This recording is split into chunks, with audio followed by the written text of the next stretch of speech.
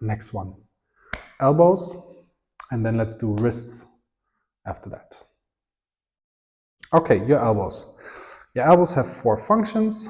Number 1, the one that everyone knows, flexion and extension. So you can bend and straighten your elbows or your forearms or your arms. But you can also protract, not protract and retract, but you can rotate your elbows as well.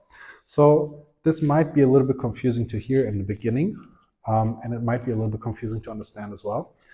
But if you look at your arm, your forearm especially, the rotation of your elbow is an elementary thing for you to use when you grab things.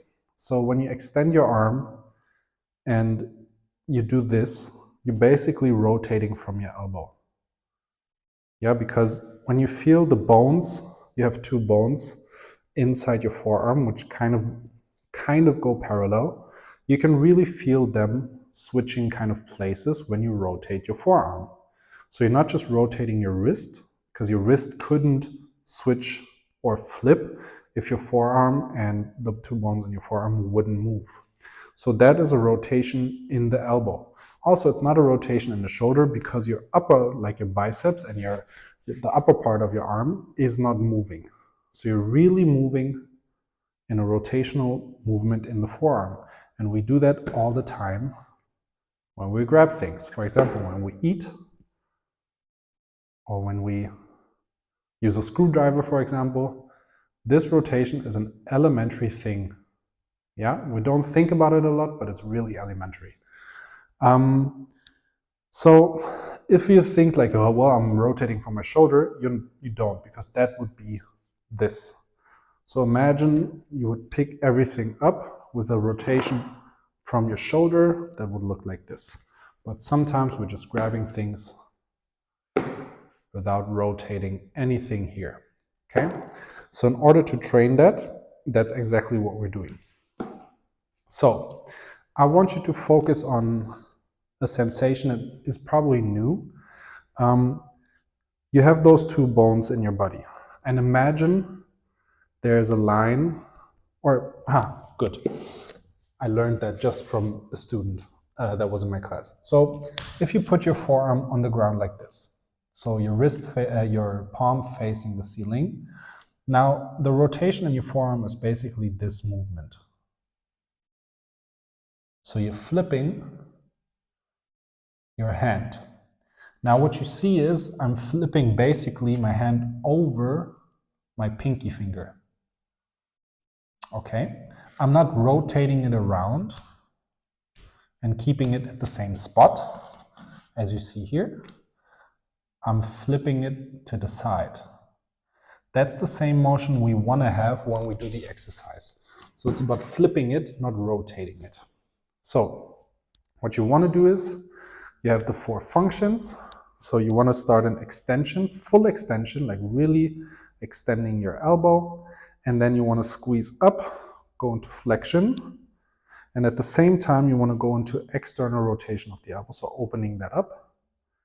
And then you keep it up as much as you can here. You can do it sitting or standing. And what you want to do now is imagine like here is the ground, and then you want to flip to the other side. So you're not rotating around here, but imagine like your thumb wants to come. You also see it a little bit. I'm a little bit outside of my biceps line. I'm going to go inside of that line to as much internal rotation as I can. You see my hand is not completely coming to the front because that's a limited mobility in my elbow. And then I'm going to go into extension and I'm going to flip again. So this is basically the work that we're doing. Yeah.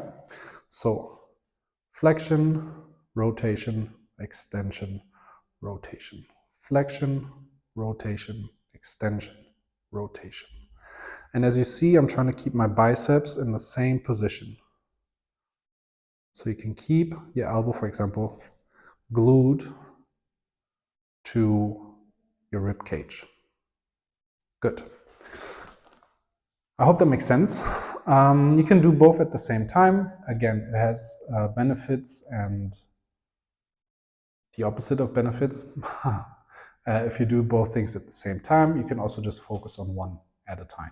If it helps you, you can also take something again and squeeze it so you have a good feeling for the tension and resistance you put into your body, but it might be helpful to do it with an extended hand first, because then you can focus on flipping over your pinky finger. Anything else?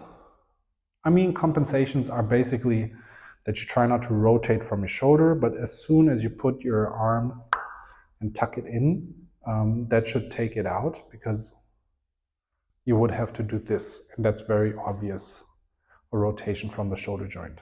So doing this is what we're looking for. Coolio.